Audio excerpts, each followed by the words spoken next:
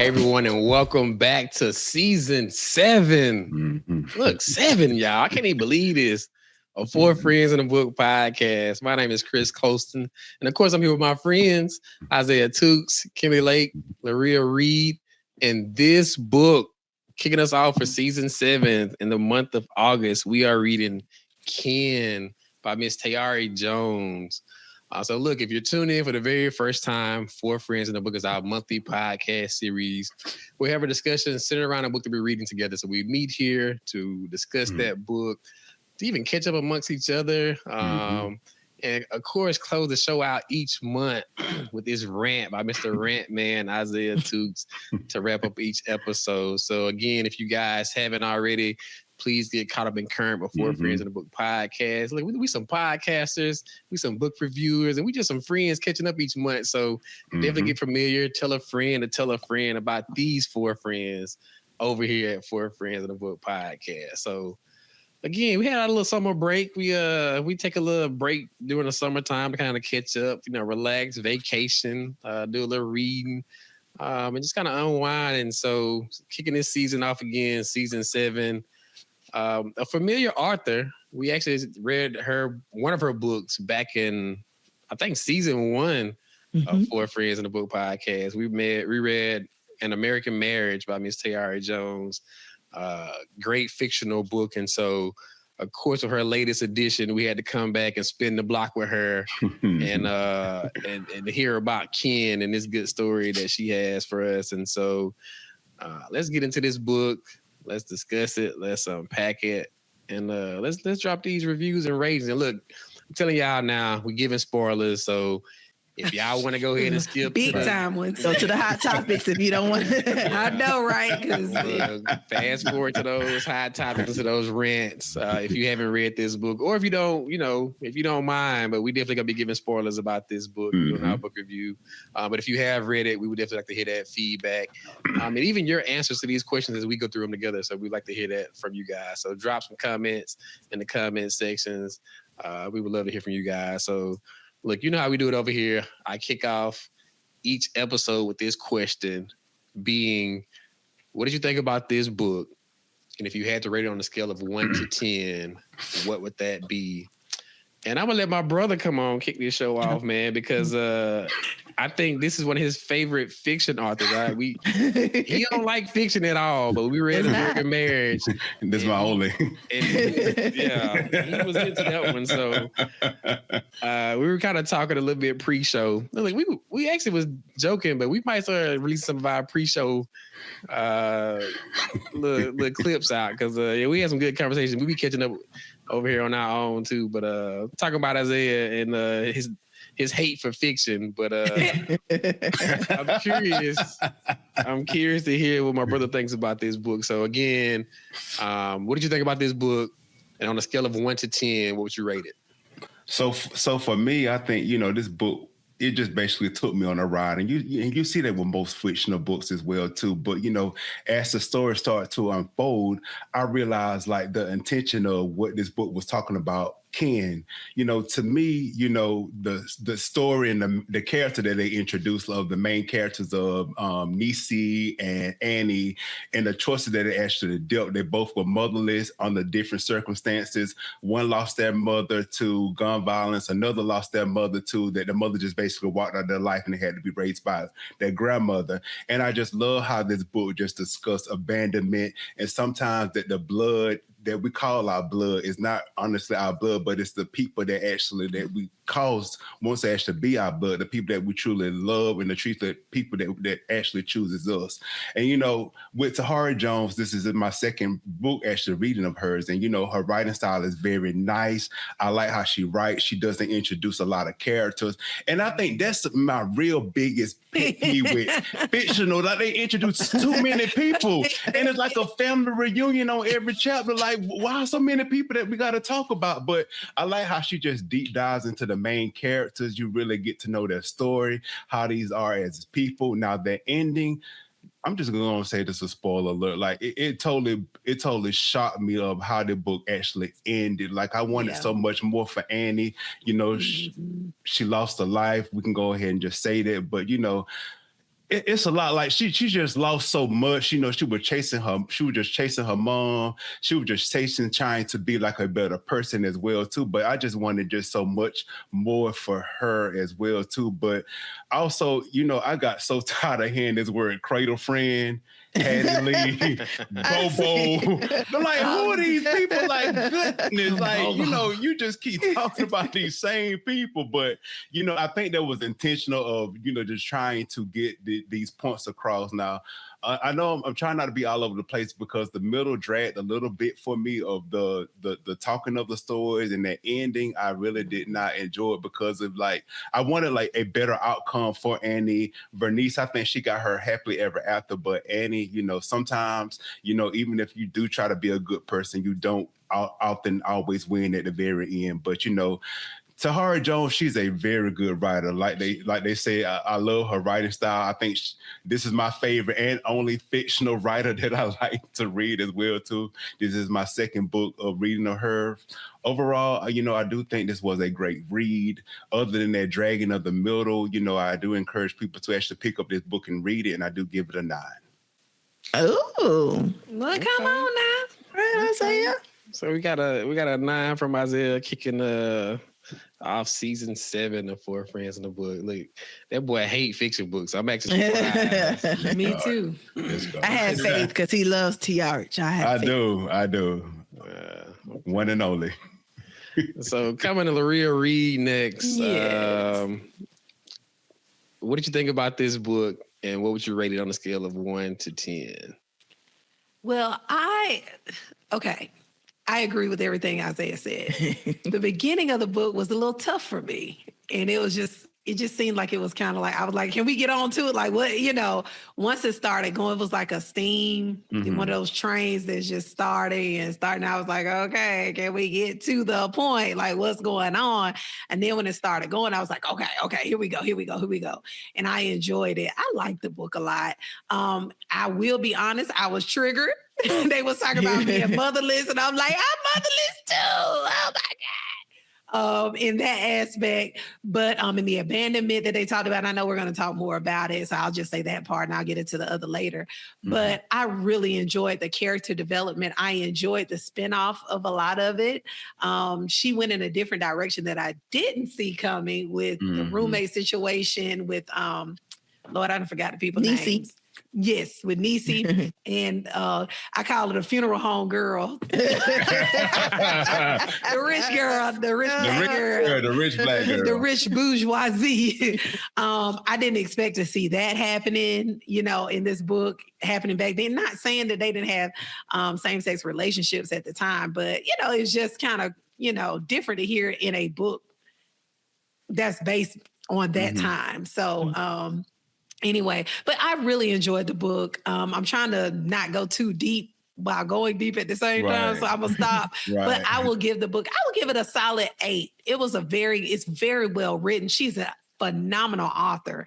And I just like the way she makes me feel like when I'm reading her books, I feel like I'm there. I feel like I'm in the room watching the conversations happen, and I'm just being a part of it. And that's, for me, that's when I know I'm reading a good book. Because sometimes I feel like, oh, I'm so detached. I don't want to read the rest of this, but I enjoyed the entire thing. And I did Audible, so I listened to the whole thing. So I enjoyed it. It was good. Okay, good. So I got a 9 and an 8 so far for Ken by Miss Tahara Jones. So coming to Miss Kimberly Lake next. What did you think about this book, and what would that rating be? Look, whole numbers. Okay. I'm going back to season 1 numbers. I'm the resident fiction person. That's the most of the books I read are fiction. So I love a good fiction book. I kept hearing about this on all like Oprah's list. I think Obama, everybody was talking about Ken. So I was like, let's read this book. And it did not disappoint. I really enjoyed the book. To Laria's point at the beginning, I was like a little like, okay, it was a little slow at the beginning, but once the story started unfolding, their lives started happening, especially when they kind of went apart and each had their separate lives. I thought it was a really great pacing for the story. It was really interesting. I was like, oh, let me get to the next chapter because like, you know, stuff kept happening. And it's one of those books kind of like American Marriage, which she wrote, of course, but it's kind of like the ones where like, kind of them soap opera endings. Like you're like, oh, what happened? Like it was a bunch of cliffhangers and twists happening. And I thought the characters were really well written in the book. So I really enjoyed it. And it's like one of the few books like I read, and I was actually sad at the end. I was like, dang, like she went out like that. So it was like a sad ending because you kind of really bought into the characters, how she wrote it, and you were really rooting. I was really rooting for both of them, especially Annie. And it was sad how she ended like that. But I really did enjoy the book. And like my dreamer cousin, I'm gonna rate it a 9. Okay. Look, that's kind of halves. Yeah. Like it's kind of unique that you and Isaiah are in alignment on the fiction books. My boy be just only on this book. That's it. Just only on the Ken. Just only on Ken. She need to come on the show. Like, she do. Come on, please. Shout out Miss Jones. We might have to hit her up. I've been tagging her in some of our media stuff, but I might have to hit her up and see if she'll come on and talk to the friends. She had 4 friends in the book. So I agree with you guys wholeheartedly. Kind of like Isaiah, I was not a fan of fiction, and I have to give gratitude to you guys. Like I think because this being a part of this book club has kind of stretched me to expand beyond my normals. You know, I'm very into autobiographies and history. But reading An American Marriage by her in our season 1, I was like, all right, I like this. And I like her. And so one thing about me, once I find an author I do like I'm all in. So I've read several of her books. I read Silver Sparrows, Leaving Atlanta. And so I actually read Ken earlier this summer because, again, I knew she had a new book out. So I was like, she was an author that I had really kind of grown fond of. And so this book had been on my list. And so, again, don't typically like fiction books, but I think she just writes so well that I was so drawn in. And so even to hear this story of Niecy and Annie, and again, things that we're all familiar with. I love how Miss Jones writes from a Southern perspective. So things that we're all familiar with in the South growing up, you know, your grandparents or somebody in the family raising you, and you got this kind of community, even if it's not your traditional family setup, but to also see how 2 people from the same environment, facing similar circumstances, have now taken 2 different paths, right? And going off in 2 different directions. You know, Annie really kind of having the rough side of it. I mean, losing her, her mother, or not losing her mother, but her mother's not present, and so she's chasing her mother. She's chasing this person that really abandoned her. And Niecy, you know, losing her parents to murder-suicide situation. And really her aunt stepping in and exposing her to a different lifestyle, which kind of sets her up to a different, you know, for her to go off to college and, you know, and to go off and get married and all these things. And so just a great story. I wasn't a fan of the ending either. The Annie, going out like that, I was really I was expecting a lot more from the ending. I didn't like it at all, but overall, this was a great read for me. I love Tiara Jones and how she writes. She even dropped my hometown in there. My hometown popped up. Meridian, Mississippi popped up in the book. So I was surprised to see that. Again, she writes from the Southern perspective. But if I had to rate this book, I think I'm gonna give it. I guess we kind of partnering up on this one. I'm gonna be with Laria on this one. I'm gonna give it an 8. I think this was a good read. Again, a great story. I think very relatable, and I think we all, if not ourselves, we know someone that may have been in a similar situation. As far as just you know, having these experiences, growing, even up in certain backgrounds, but also branching off into different paths of life and how that kind of evolves. And so, so we got 2 9s and 2 8s for Ken by Miss Tiara Jones. Of course, if you guys have read this book, we would love to hear your ratings as well. So drop those in the comment section right now, and let us know what you thought about this book. All right, so I kind of touched on it. We all kind of all touched on it a little bit. Maybe with my little recap. So you had these 2 main characters, Annie and Vernice, or Niecy as she's called throughout the book. Really, from childhood, like dealing with growing up without having mothers in their lives. So Niecy losing her mother and her father to a murder suicide and being raised by her aunt. Annie situation was more so like her mother just basically just kind of abandoned her and just left. And so she was left to be raised by her grandmother. But, in their early kind of formative years, still just both motherless and not having that mother figure or presence in their lives, but still both kind of longing to have that experience, to have like a real mother in their lives or whatever. And so, and we kind of hear their struggle and their journey of like trying to cope with that. But I wanted to get you guys' thoughts and opinions about that, considering that they both had this experience of being motherless, and how it actually was, similar but very different for them as well. Who do you think was most, I guess, affected or impacted by this not having a mother or being motherless, and why do you feel that way? And I'm coming to Marie on this one. Okay. Again, both the characters here not having their mother, but who do you think had, I guess, was most affected or impacted by not having their mother in their lives? Yeah, I was thinking about it, and I'm like, so to lose your mom and being on the reality side of that's bad, but it's final, and it's like, okay, I know my mom's gone, but to know your mom is out there and not with you, like she's just gone and you don't have no trace, you trying to, like, I can't imagine you don't have any closure to it. So I think that would be, the position that Annie was in was really bad, because you don't even know, you just don't know. And all you know is my grandmama's here.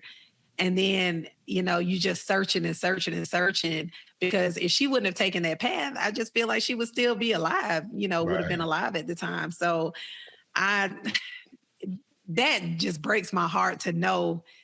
And it happens in our today's times, of course, where parents just abandon children. Some are forced because of different things happen.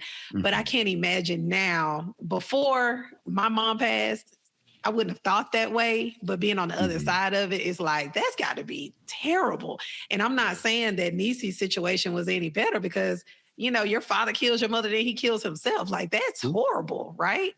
But at the end of the day, you know what it is, she's gone, and you can kind of put a pin in it and kind of move through. And I felt like the way she developed the characters was kind of in that aspect. And that was just my take on it, of how I was reading through it. So that's why I say I was kind of like, dang, I just don't know what that would even be like. Now I forgot the other part of what you said. The question was that what I was supposed to talk about? Was that I was supposed to say? That was it. Okay. But I got lost in the salsa now, because I was just like, when I was reading, I'm like, oh my God. Well, listening to it, because I did on Audible. But I was listening like, man, that has got to suck, know. And that my heart goes out to anyone who's still searching for a parent that's alive, and they're alive, and you just don't know who they are. Because I can't even imagine what that would even feel like, Yeah. So. Yeah, no, that's a good point, Laurie. I mean, and you kind of brought it up, like even like adoption. So you hear about, kids that were adopted, but they still want to find their biological parents. Yeah. And so that desire, that longing to really know, like, who do I come from, or to establish a relationship with someone. And so for Annie to know that her mother is out there, and like even in her childhood, like she's going to the bar. Hey, you see my mama? Yeah. What you tell about my mama?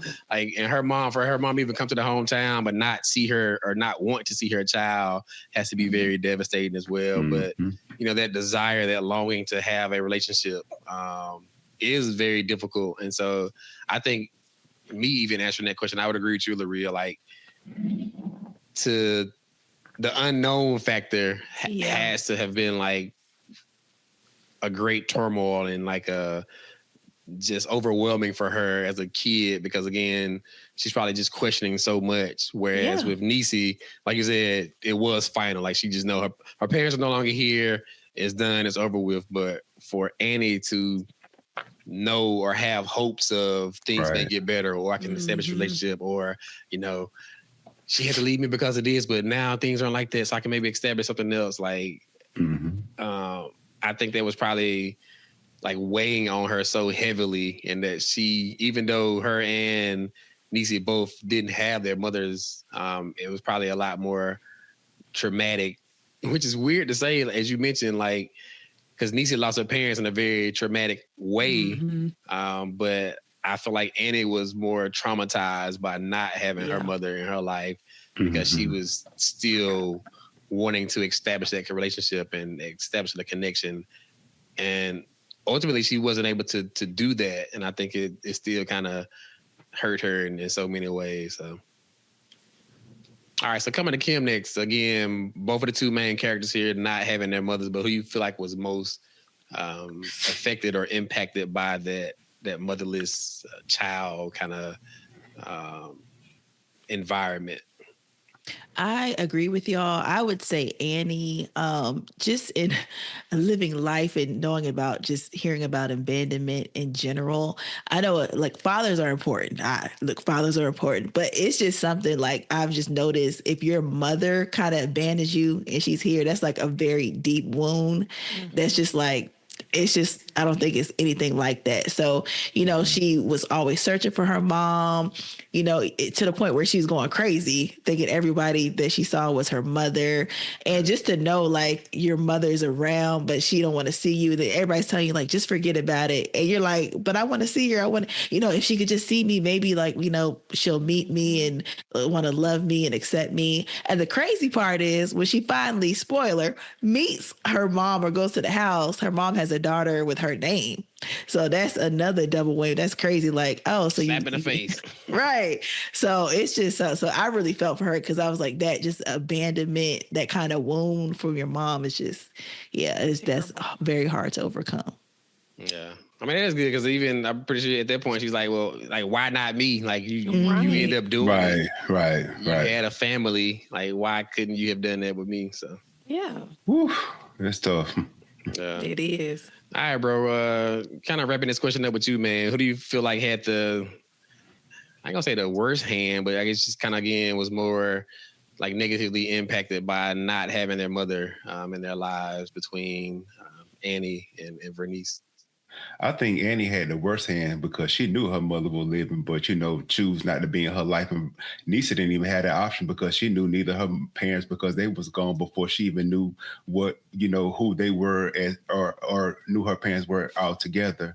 So, with Annie's situation, when I knocked on the door, as Kim said, and I see that you have a whole family and you're going to name your second child after me, I would have did the quickest MJ moonwalk out of that facility that I ever seen. But then I had to do reality check, but I'm only speaking from my experience, but you have to think about somebody who has abandonment issues or never had met their parents. So, people go out there searching because they want their love or want to see where they come from. But I can understand that it's, the situation of why Annie was actually looking for her mom. But I think a lot of the things that Annie was going through, I think she dealt with abandonment maybe harsher than Niecy, because it seems that the way she was moving through life, she was always searching and looking and wanted that belonging. And even though Niecy, she didn't come from a lot, but she ended up finding her true home, and I guess in her in-laws, and we'll talk about that as well too. And I think Annie's situation, it just affected how she moved and the decision that she made and the choices that she did. So you know what? That's a tough pill to swallow. Like L'Oreal said, that it's different when your mama's out there and that she does not want to deal with you. That's a lot. That is real heavy to move through life with that type of weight on you. Yeah. No, that's good. That's good. So we kind of touched on a lot of different things. And so, again, these two characters, Annie and Vernice, both, again, growing up without mothers in their lives. Niecy kind of has a better path. Her aunt steps in and is somewhat established and really tries to expose Niecy to a better lifestyle, helps her get out into college. She ends up going to Spelman. Has a little entanglement, as L'Oreal kind of mentioned, with her roommate at one point. I was like, wait a minute, what? L'Oreal had an entanglement? I was like, but ultimately, she again goes off into become married to a very wealthy family, and really just kind of living this dream life. Whereas Annie just really has a struggle and really decides to kind of leave home in search of her mother. But the journey of even getting there was very troubling and traumatic. I mean, they sleeping in the whole house at one point. Like, it was a whole bunch of stuff going on. Like, that's what we call it. they was having to pay their way and clean up just to get a little gas money and keep going. Even with Annie ultimately ending up pregnant and wanting to, not, I guess, carry on the pregnancy and trying to figure out how to terminate this pregnancy, which ultimately became her demise and why she did pass away. Again, we're giving spoilers, so yeah. But ultimately being the reason why she was no longer here and why she truly kind of deemed Niecy as her next of kin, because that was the closest thing she had to her. But again, considering all of that and all these things that kind of really unfolded throughout this book, if you had to change something, if you could step into the role of Miss Tiare Jones and change something within this book, between these characters or even a pivotal moment, would you, and what would that be? And so I'm coming to the dreamer over here, the fiction girly, to really get your perspective or your inputs on this. If there was a decision or a moment or something you could have changed throughout this story, would you, and what would that have been? Look, I had to ponder upon this, because at first you might be like, oh, for Annie not to get the abortion so she didn't die and all that kind of stuff, But when she was talking in the book, her reasoning, she was like, I don't want to have a child out there because I know it's like for a mother not to want you. So I know why she went down that way. But after much thinking and pondering, I said the one decision of a character I would change in a book is for Annie being with Bobo. I feel like he was like, okay, a nice guy the way they talked about him in the book, but I don't think he was good for her. I think he was very, of course, I'm a dreamer too, so he wanted to be a musician and all that stuff, but he was just, I don't think he was, like, you need to be with somebody that could, like, you bring them up and they bring you up, that good partnership. And I think he was just very complacent in life and didn't want better. And I think if she was with somebody that wanted better, like, I could see her going to college and getting a better job. But it was she was just kind of stuck there with him because she loved him.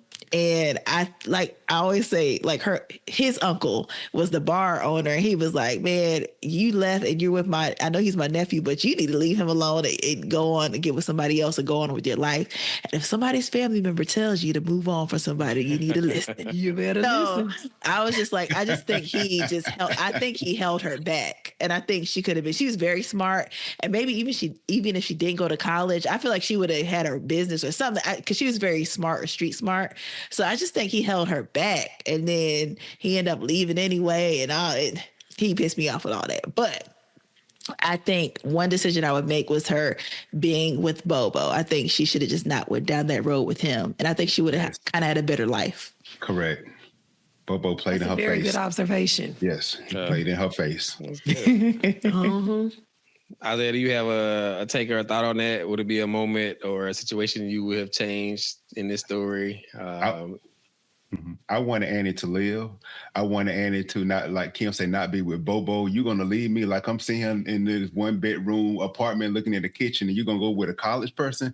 Annie, you need to be in college and in Spelman as well, too. Get your job started, run for political government, marry, have a family. Like, I wanted Annie to win. I thought that she was going to win at the very end. When somebody go through those tragic things, like, you just want them to win. Right. And to the point, like, you go back to, like Chris said, the same whorehouse in the middle to try to get this abortion. Like, Annie, raise your baby, live, have a happy life, like, do the things that teach your mama how to raise your child, because she didn't raise you well.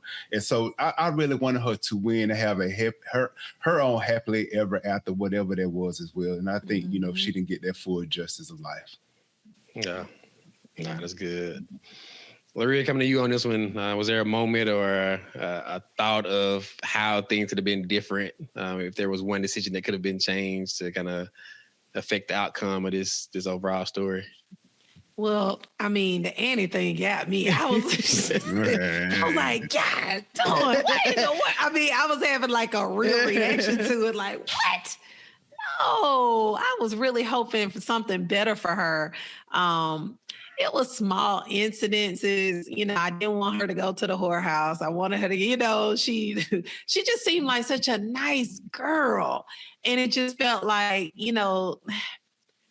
some people, how at a funeral, they'd be like, this man didn't deserve this. This lady didn't deserve that. I just felt like she didn't deserve that. And she was just trying to do the best that she could with what she knew how to do and based off of her experiences. So once again, shout out to Ms. Jones for writing it this way, because that's the reason we're talking now, is because of the way it ended. Because if she would have lived, it would have just been a regular, but she threw a good one in on me, because I was like, no. So to me, I wanted to change it, but it made it a great book, and it's fiction, but I feel like it was real. So, but for me, I just wish I could have changed that. I mean, that's why I'm telling you she's a great writer, because she got me feeling like these were real people. You know what I'm saying? Yeah. It could have been based off of true stories at some point for somebody, but it just felt so real reading it. It made me feel like I had bought into Annie and I wanted the best for her. And for that to happen just crushed all my dreams. Yeah. I was hoping she'd come up with a beauty shop, or she was going to have, some trade that she was good at. She had a laundromat, because she was washing clothes. I was just hoping something good for her, and that the both of them ended up doing well in their areas, but that just wasn't the way it went. So. Yeah. No, that's a good point. And I do applaud to Ari Jones for how she wrote it, because, again, it's a fictional book, but that realism is very present to show real. How, we often say, like, we're not always a product of our environment and circumstances, but sometimes people are. And I think this was a situation where Annie was a product of this environment and these circumstances, like, because she was really searching for something and doing whatever it took to try to find her mother, which really put her in a bad predicament and made her make some decisions that probably weren't the best for her, because she was really in this place, this mindset that wasn't conducive for her to really be very productive. And she was making some hard decisions, and she was longing to be loved and to have this relationship. And so, I agree. I definitely didn't like the ending either, but it's very real, and it's very prevalent in a lot of live situations and circumstances. So I definitely agree with you guys on that. So something I do want to ask the author whenever she come on the podcast. So why they left Annie in the bed like dead, and the family were just going by their day like nothing was happening? Like that was interesting to me. Like, y'all having breakfast at the table and it's a whole body in your bedroom. And they want that scandal. Wow. That's good. So look, if you guys have read this book, we would definitely like to get that feedback and input from you. I'm all about these same questions and your rating. So definitely hit us up in the comments. Look, if you want to hit us in the comments, look, send us an email. We take all kind of forms of feedback. We would love to hear from you. And look, Miss Ari Jones, we would love to have you on the show as well. Yes. I have questions. Get your first-hand perspective about this book. So, we would love to have you. Yeah, if you're watching or listening to this, we would love to have you on For Friends in the Book as well, and get that author perspective for this book. But again, guys, if you haven't read this book, definitely a good book to add to your reading list. And for those that have read it, again, we want to hear from you guys and what you thought about this book, and even some of these questions that we kind of reviewed and went over here. So, all right, so switching gears a little bit. So look, if you're not familiar with For Friends, we read books. We like to talk about other things as well. We like to talk about things that are actively going on within our, community, within our nation, within the world. We in season 7, and it's still a lot going on. It's still a lot going on. It's just so much. I don't even know where to start, but I think more locally here now, considering that we are all, in the state of Georgia, and very near and dear to our hearts. That there are a lot of movements and activities that are now being mentioned or proposed within changing how we vote here in the state of Georgia. And so there is an initiative or an effort to really change the voting process. I mean, now we electronically vote, via kiosks and machines, and of course they print out ballots, and then they, go into a digital system to kind of count the ballots. But there has been some discussion and some concern about like voter fraud, and it seems very counterproductive or counterintuitive to me. But it's now being suggested that we actually go back to like manual paper, like marked ballots. And then there's a lot of support centered around this.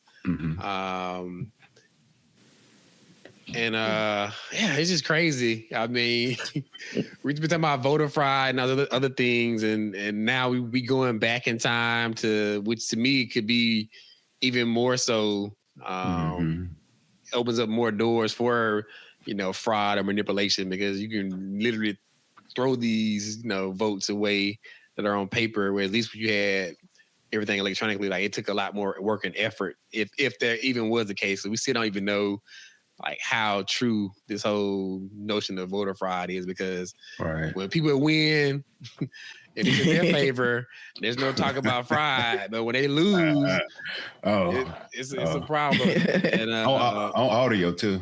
Yeah. And so really want to get you guys' thoughts, because there's a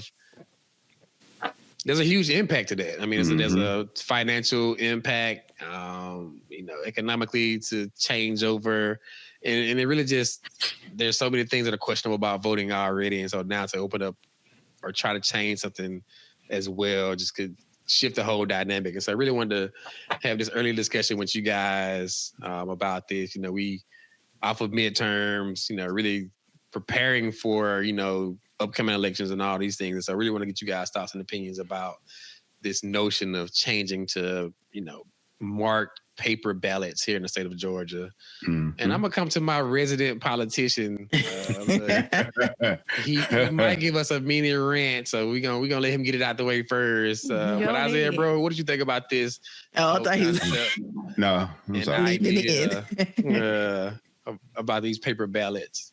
So honestly, this whole push about this change in, Georgia's voting system, I think we're fixing something that isn't broken. And like you say, if the goal is really election security, let's focus on that and to have a more democratic, transparent, and secure system. And this unnecessary confusion about how we're voting, and especially when we have a major election coming up, I think this is a truly money grab in another major election. And I'm all about accountability. But to be honest, what's really driving this is this 2020 election. You lost fair and square. There's nothing that we can do about it except for just basically vote, make sure that we have true and fair elections. So if we already have machines, and if we vote electronically, and these machines produces paper ballot, then I'm not understanding what's the issue, because all this is already being audited under each election. So what problem are we actually solving? I think they're trying to create this false narrative of these unfair elections, but we have actually fair elections. Like it's few and in between that you will see anything as far as like with something that is going on with our election system, as far as like on the Democratic side of it. But for me, at some point, this starts being about ballots, and it starts being more about this political infrastructure of what they're trying to do, and this public distrust that they're trying to actually push out. Georgia voters, they actually need to vote on the I'm sorry, let me re-say this. Georgia voting was actually built on, facts, and we don't need to be producing this fear that are these conspiracy theories that are actually going out there.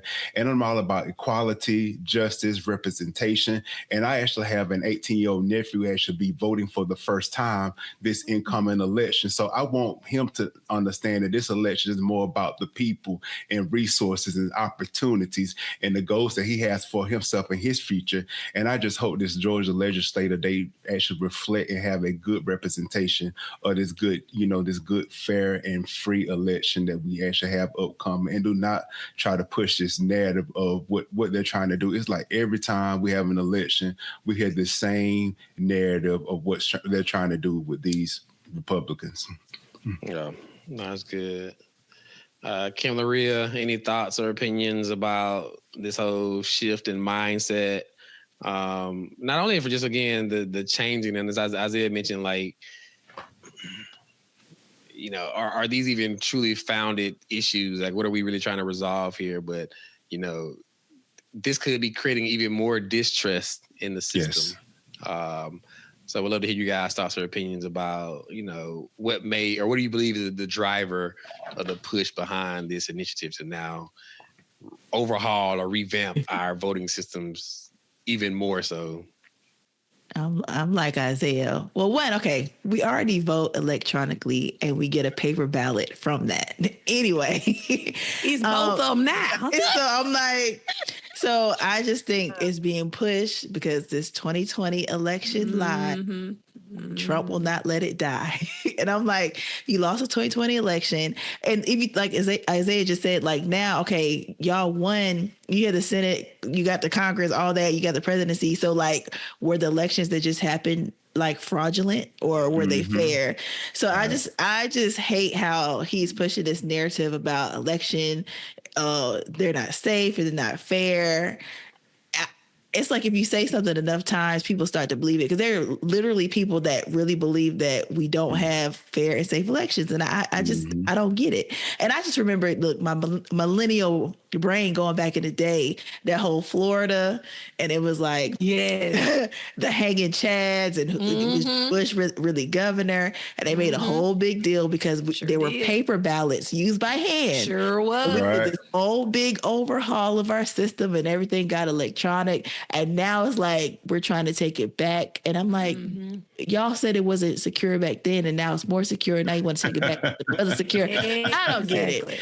So I just feel like they're trying to appease like Trump and this lie about the 2020 election. But hopefully they don't go through with it, because I was reading about it and they were saying how much money it will cost, and then if it could be done in time, it would just cause a lot of confusion. Millions of dollars. They want anyway. But I'm just like, it makes absolutely no sense to go from electronic back to handwritten ballots.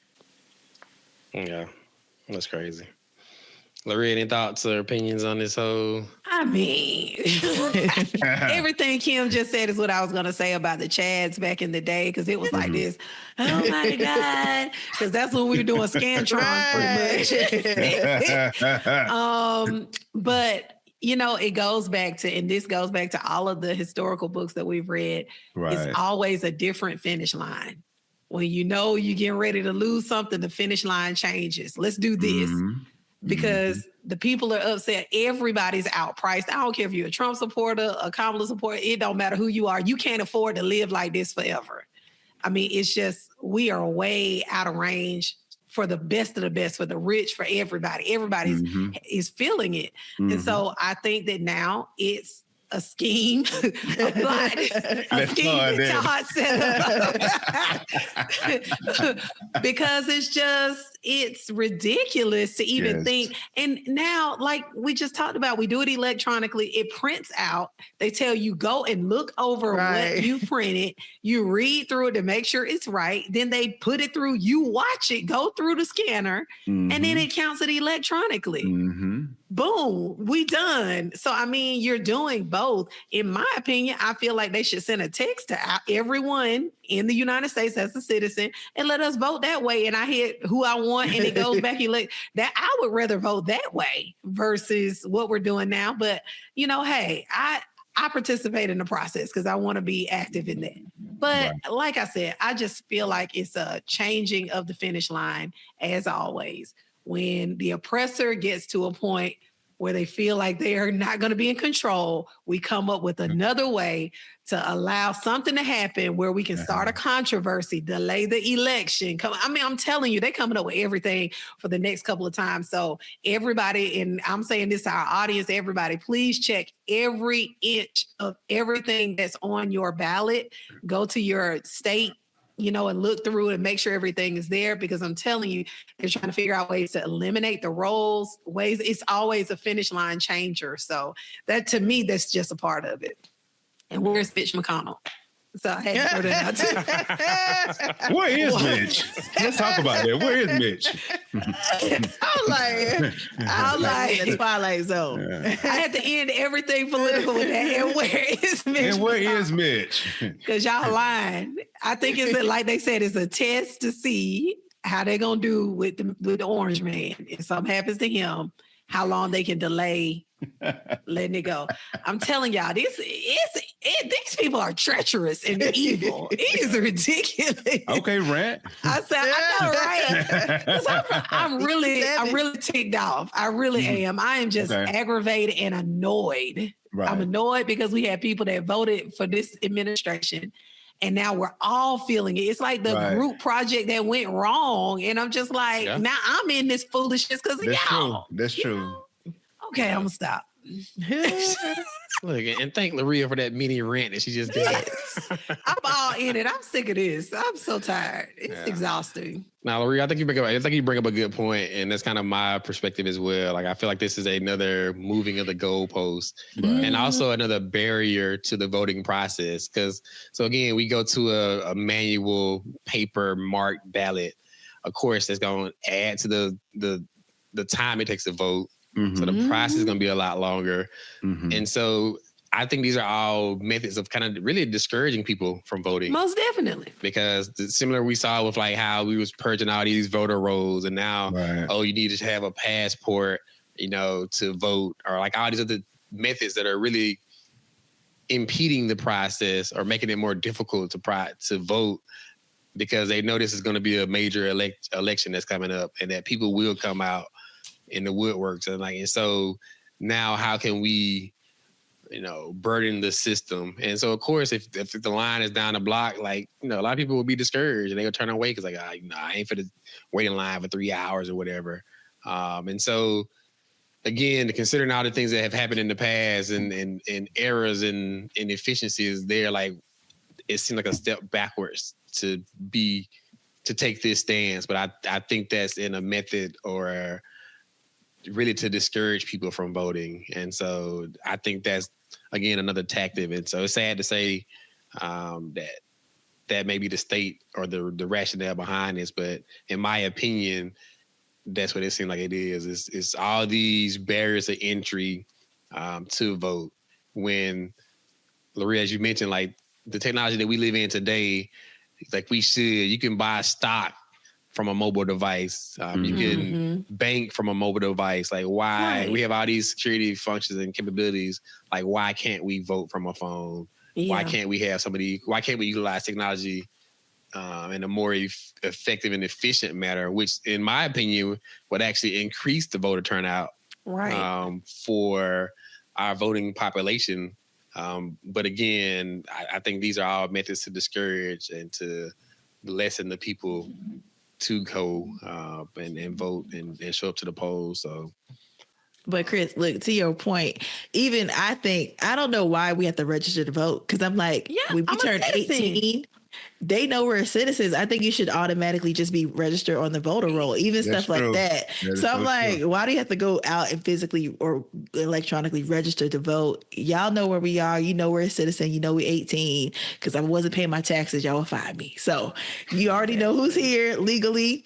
Go ahead and register us to vote. And I think even some other countries, you can get a day off to vote. But here, it's just they just want to make it so hard to vote. I feel like it should be the easiest thing for us to do here. So it's true. I mean, even with not to go down this rabbit hole, but again, if you are a criminal and if you've gone to jail and served your time, you should be restored your ability to vote as well. Definitely. Most definitely. There's all these things that are put into place that prevent or lessen the population of the citizens here in this country to vote, which is just, there's a lot of, I think, manipulation that's going on. And so that's, to me, is the rationale. It could be a lot easier. And it is just crazy that it takes so much for us to really to have our voice to be represented within this country. And it should be a lot easier. And I think this is just another tactic to to make it more difficult or harder.